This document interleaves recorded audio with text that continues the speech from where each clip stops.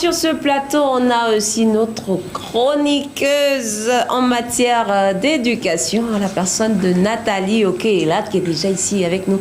Je vais dire bonjour à la grande dame. Bonjour Nathalie. Bonjour Vanina, bonjour à toute l'équipe de la matinale, bonjour Stéphane, et bonjour Larissa. Bonjour Nathalie. Larissa, s'il vous plaît. Larissa, voilà, bonjour. Ouais. Comment ça va ce matin, Nathalie? C'est un réel plaisir de vous retrouver sur ce plateau, malgré les difficultés, mais ça va, on essaie de tenir. Alors, comme chaque mercredi, tu viens nous parler éducation. Quelles sont les nouvelles sur le continent? J'aimerais déjà avoir ton avis. Tout à l'heure, on parlait d'un sujet où, au Ghana, où on appelle les enfants à reprendre le chemin des cours. Malheureusement, sur 90% du personnel enseignant, on a détecté le virus du coronavirus. Le coronavirus, je n'arrête pas de le dire, désolée. Disons que c'est l'actualité. Hein. Le coronavirus, c'est une pandémie qui n'épargne personne. Et aujourd'hui, voir un enseignant qui a contracté le virus, ce n'est pas une surprise. Le plus dur, c'est maintenant la prise en charge. Qu'est-ce que l'État du Ghana a mis en place comme moyen pour le suivi de ce personnel qui est contaminé? C'est le plus important. Maintenant, est-ce que c'est le cas également au Gabon? C'est pas que les enseignants sont contaminés, c'est également la reprise de cours au Gabon. Maintenant, la différence avec le Ghana, c'est quelles sont les dispositions qui ont été mises en place là-bas pour la prise en charge des personnes testées positives. Parce qu'on sait qu'il y a des cellules de veille dans tous ces pays africains pour essayer de lutter efficacement contre la propagation de ce virus-là. Concernant le Ghana, est-ce que ce personnel est transporté? Au Gabon, par exemple, les élèves sont transportés, le personnel enseignant est transporté, les mesures barrières sont respectées dans les salles de classe. Nous avons fait un tour dans plusieurs lycées. Nous avons été au lycée Jean-Hilaire au BAM, nous avons été au lycée de Siban, nous avons été au lycée Georges Mabignac, au lycée national de Yomba, au lycée Paul Ndjedje Ngunju. Nous avons fait le constat de cette reprise des cours. Les dispositions sont respectées, des bus ont été mis à la disposition de ce personnel soignant et puis des élèves pour que ces cours reprennent normalement. Bon, maintenant, vous me posez la question, qu'est-ce que j'en pense? C'est la prise en charge sanitaire. Comme dans tous les pays, il y a un protocole qui est respecté. Les autres, c'est la chloroquine. Les autres, c'est le Covid organique de Madagascar.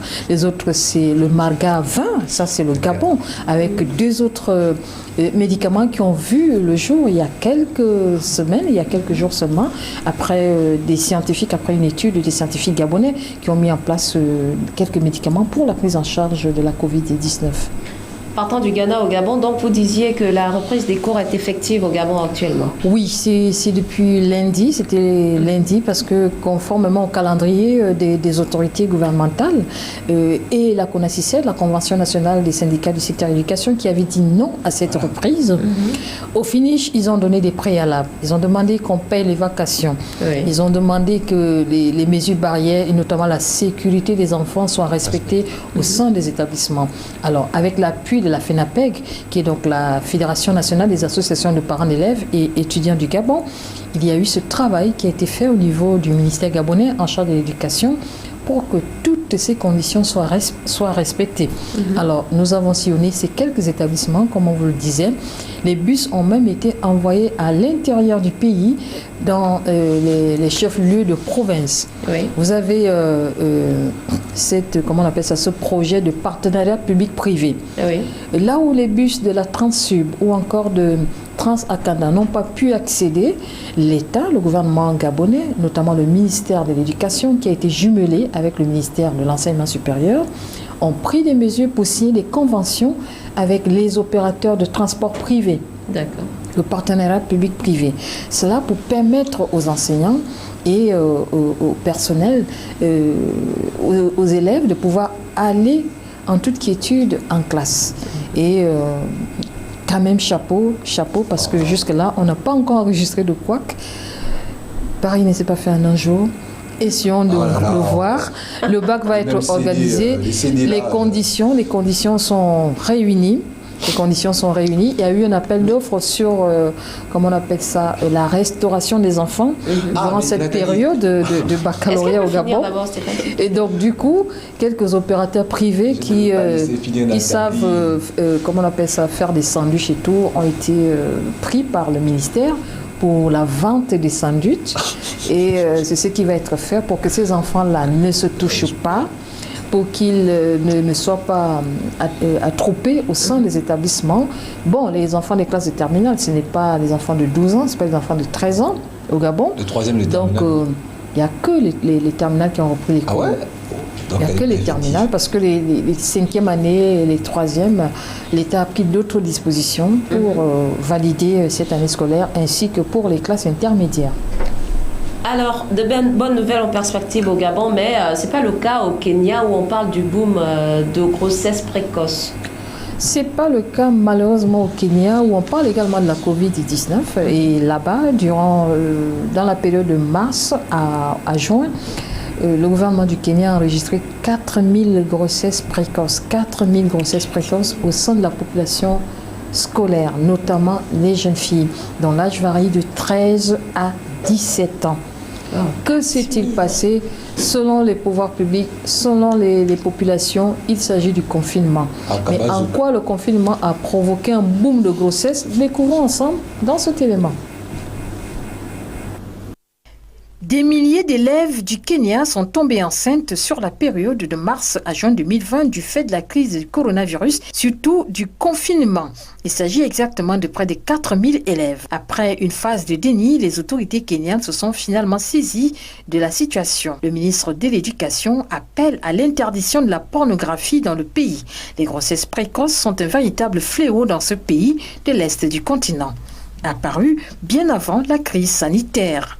Au Kenya, une adolescente sur 5 est soit enceinte, soit sur le point d'accoucher. C'est ce qu'explique le coordonnateur résident des Nations Unies. C'est un chiffre tellement énorme et cela dure depuis de longues années. Et aujourd'hui, les autorités tiennent à lutter contre ce phénomène, car l'avenir des jeunes filles est en détresse. Cela compromet également leur santé, car la tranche d'âge varie de 12 à 17 ans. Selon l'ONG Plan International, qui a réalisé cette enquête depuis que des mesures de précaution ont été mises en place par le gouvernement kenyan, telles que la fermeture des écoles et la limitation des déplacements, il est devenu très difficile pour les filles et les femmes d'accéder aux services et informations liées à leur santé et à leurs droits sexuels et reproductifs. Ce qui diminue encore l'accès aux services de santé sexuelle et de la reproduction dans tout le pays. Toute chose qui justifie cette flambée de cas de grossesse précoce au Kenya. Wow, un constat, franchement, un constat amer en fait. Amer, vraiment amer. Mais... Alors, Nathalie, ok, là, qu'en est-il exactement? Qu'est-ce qui s'est passé? Le confinement, parce qu'un enfant de 13 ans, franchement, même si j'étais en confinement, est-ce qu'il n'y a pas des cas de viol aussi parmi toutes ces... Il y a des viols, il y a certains qui ont été violés parce que vous savez, dans certains pays d'Afrique de l'Est, on va le dire comme ça, même d'Afrique centrale. Tout à l'heure, je vous ai trouvé dans un sujet où vous avez abordé l'aspect informel. Des parents qui sortent très tôt pour aller chercher de quoi manger. Des parents qui sortent très tôt pour aller dans les marchés, pour nourrir la famille, pour nourrir la progéniture, pour pouvoir faire vivre ces familles-là. Alors, la situation est la même dans tous les pays. Les gens vivent par rapport au secteur informel. C'est pas tout le monde qui a la chance de travailler dans un bureau, de travailler dans une télévision comme vous aujourd'hui. C'est pas tout le monde qui a la chance de travailler dans une administration, soit du secteur privé, soit du secteur public. Les enfants sont envoyés dans les campagnes, et dans les campagnes là-bas, parce que si vous avez écouté bien l'élément, soit ce sont les oncles qui les violent, soit ce sont les cousins et les grands-parents et tout le reste. C'est la réalité, on te parle de ce qui s'est dit dans l'élément. Et également les élèves, entre élèves eux-mêmes, qui sont en situation de... Voilà, on parle de tous les cas. De détresse, voilà ce qui se passe. Maintenant se pose également le problème d'éducation de base. L'éducation des valeurs chrétiennes. Qu'est-ce qu'on apprend? Qu'est-ce qu'on Non, madame, excuse-moi. Comme éducation. Mais tout ça, ça fait partie de l'éducation. Oui. Parce que, Stéphane, comment votre enfant de 13 ans ou de 14 ans va se retrouver enceinte si, au départ, vous ne lui avez pas inculqué des valeurs? Parfois aussi, vous avez vu, dans cet élément, on a parlé de l'ONG Plan International qui travaille en partenariat avec l'UNFPA. Et l'UNFPA, vous le savez, c'est un organisme des Nations Unies qui a pour rôle de faire la promotion des mesures de prévention des mesures de protection, de santé de la reproduction, c'est-à-dire les préservatifs, tout ce qui est pilules, tout ce qui est ceci pour éviter les grossesses. On dit depuis que le coronavirus est arrivé, depuis que cette pandémie sévit sur les côtes africaines, ces différentes structures qui essaient de sensibiliser, qui essaient d'accompagner les différents États ne peuvent plus travailler convenablement. Pourquoi? Parce qu'il y a des restrictions. Les gens ne peuvent pas se déplacer. Or, en temps normal, ce sont des structures qui travaillent en partenariat avec les ministères en charge de la santé, de l'éducation. Ce sont des programmes qu'ils mettent en place dans tous les pays. L'UNFPA existe dans tous les pays et a pour rôle d'aider la jeunesse, d'aider les familles, d'aider dans la planification même des naissances. Parce que si vous éduquez une fille, c'est la société tout entière que vous éduquez. Mais si une fille, une adolescente rate son avenir, c'est également l'avenir de toute une société qui est compromise.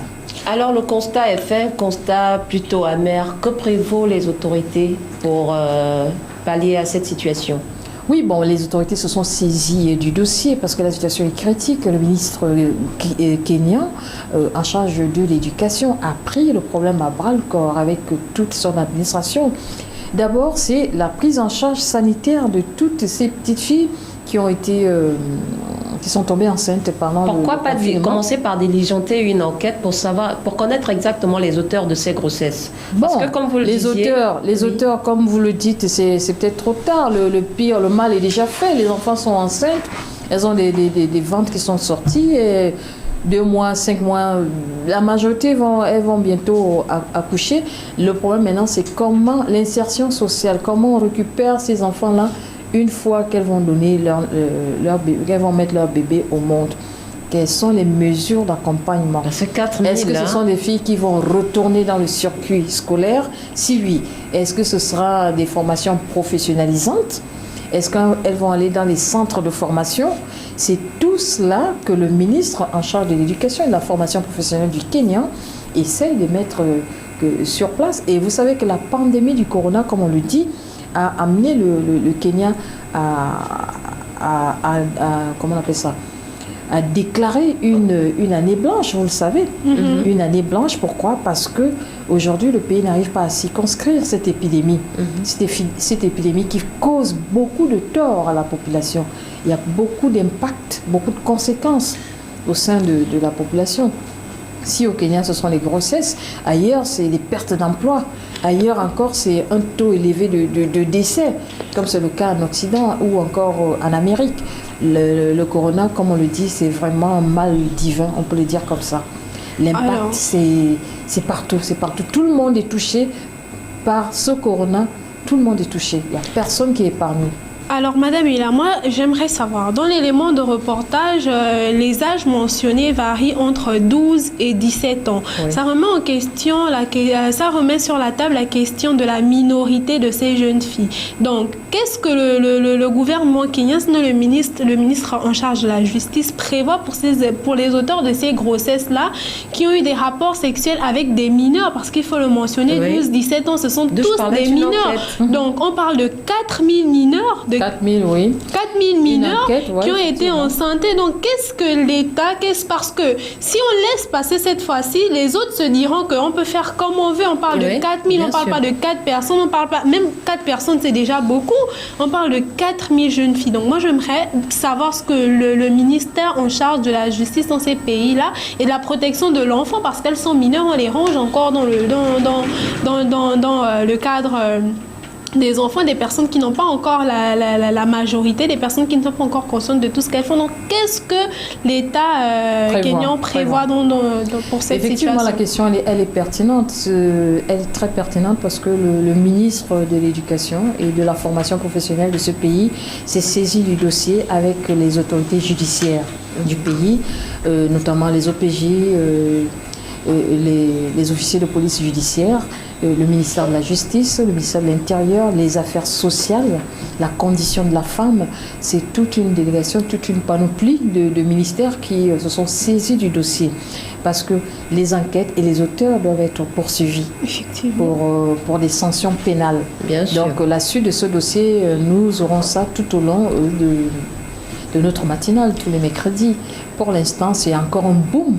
C'est encore un boom au Kenya, qui choque les consciences et qui heurte également, parce que ça va bloquer, ça va attrister ces jeunes filles-là qui ont aujourd'hui un avenir compromis, parce qu'on ne sait pas ce qu'elles vont devenir.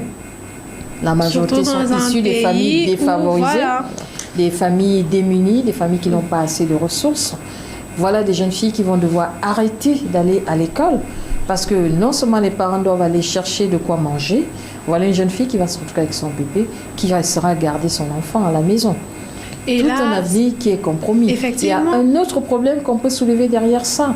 La physionomie de ces jeunes filles-là ne sont pas des enfants qui sont physiquement prêtes à assumer les charges de mère. Les bassins sont étroits et il y a des risques, il y a beaucoup de risques sanitaires. Et c'est également un véritable danger pour le pays. Tout ce que vous dites là, c'est vrai. Mais moi, je trouve que quand même, c'est désolant de parler de tout ça, parce que une société est comme un être humain. C'est comme lorsque on va à l'hôpital lorsque nous sommes malades. Ouais. Mais on râle. Moi, je dis ça bien, on râle. On fait vraiment des sons de râle parce que le mal est déjà arrivé. Oui. Avant le mal, qu'est-ce qu'on faisait pour ces filles? Quelles étaient la base? Parce qu'aujourd'hui, c'est qu'on a une mauvaise habitude d'aller à l'hôpital lorsque on constate qu'on a des boutons. Oui, mais moi je t'arrête tout de suite.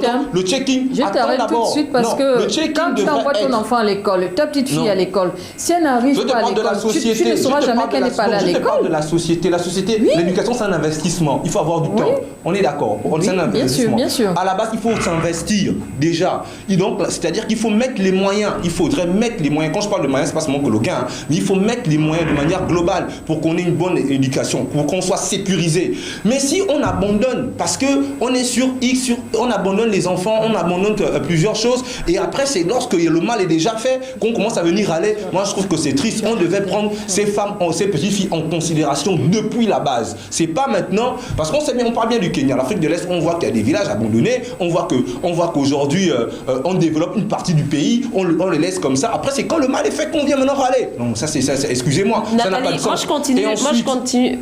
Ah, maintenant pour le Gabon, j'aimerais revenir quand même. Ah Nathalie, quand même, comment les gens... Est-ce que tu peux revenir pour le Gabon après?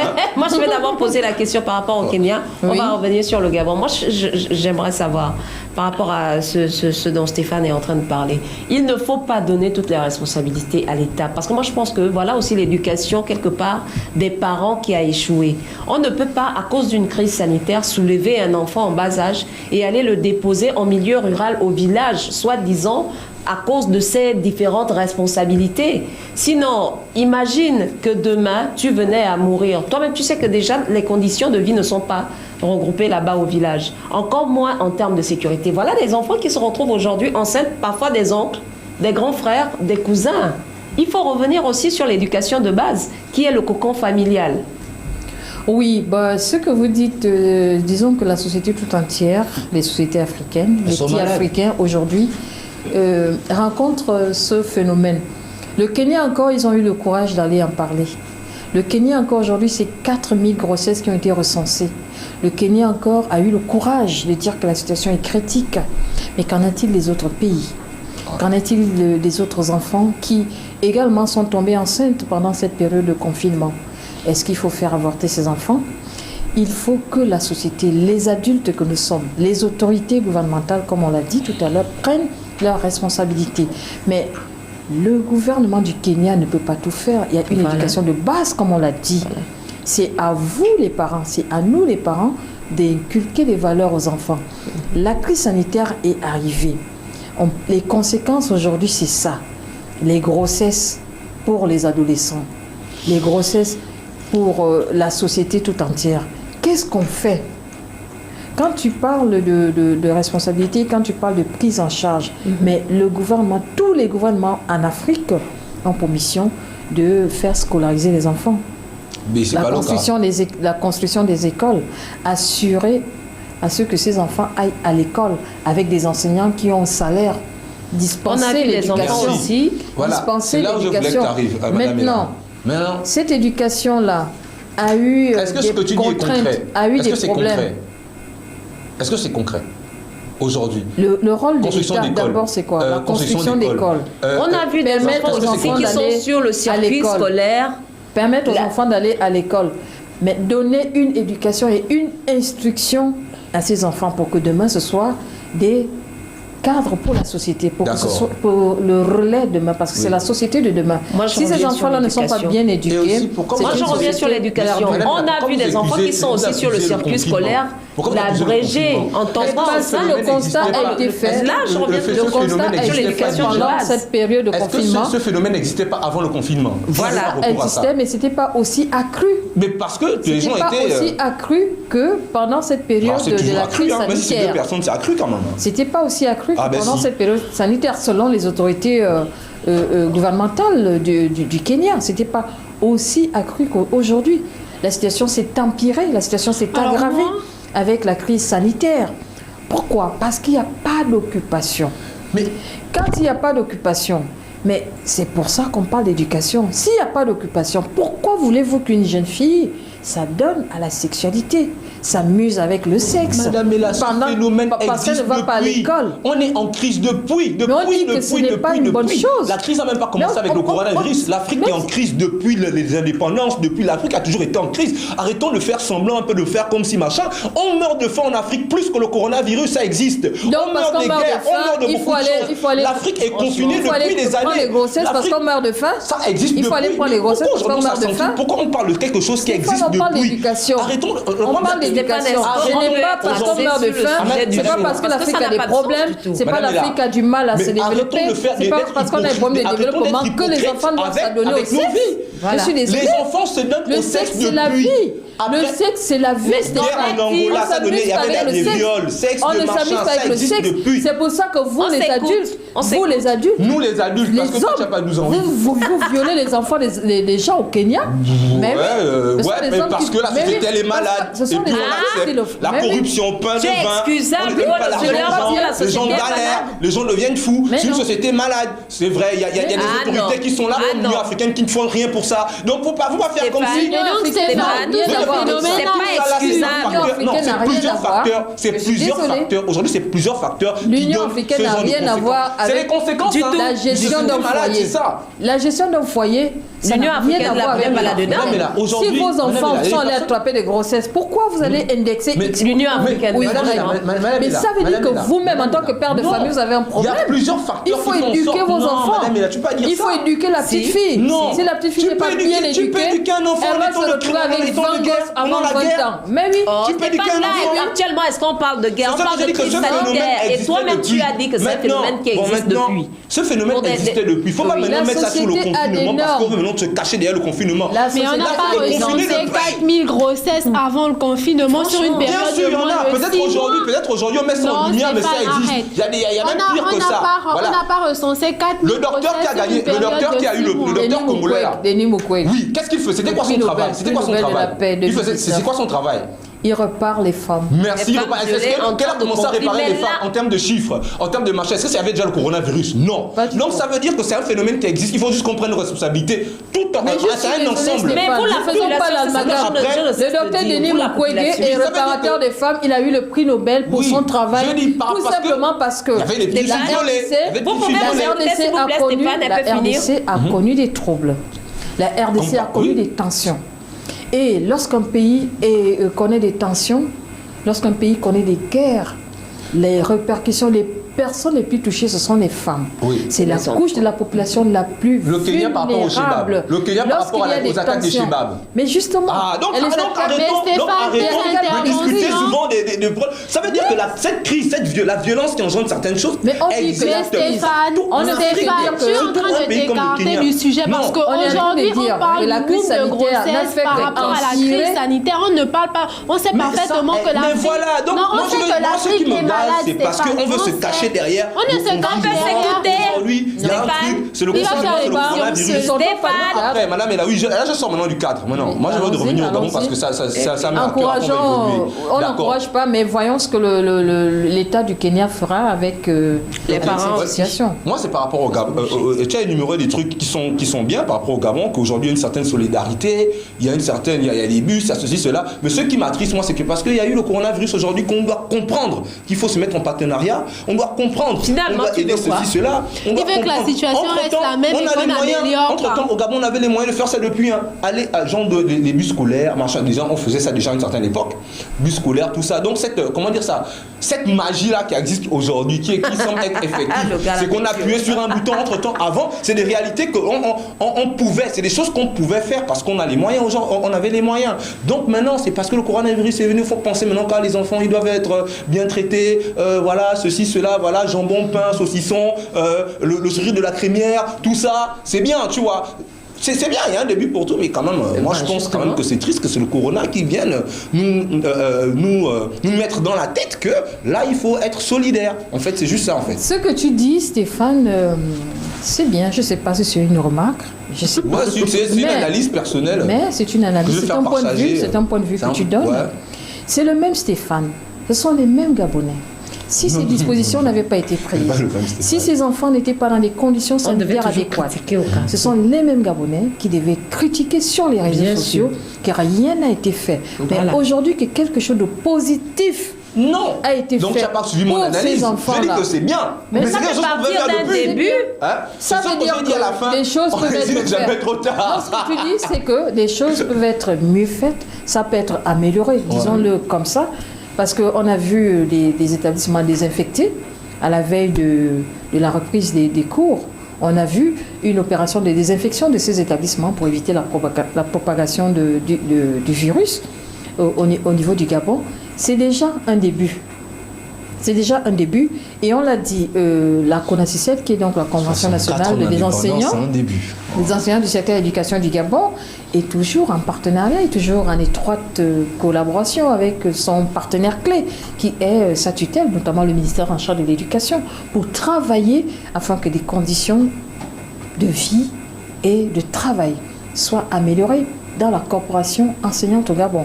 Des choses se feront, des choses sont en train d'être faites. Il faut que les idées surgissent de la CONACYCET. Et c'est ce que cette corporation essaie de faire. Parce que pour en arriver là, il a fallu des négociations, il a fallu débattre et tout le reste. Parce que la CONACYCET n'était pas au départ d'accord pour qu'on annule mais c'est déjà ça. On dit souvent qu'on annule le CEP et le BEPC, justement parce que ces examens officiels sont budgétisés. Parce que lorsqu'on parle du budget du Gabon, on budgétise ces examens. Bon, maintenant que ça a été annulé, où est parti cet argent? Alors ça faisait partie d'une préoccupation.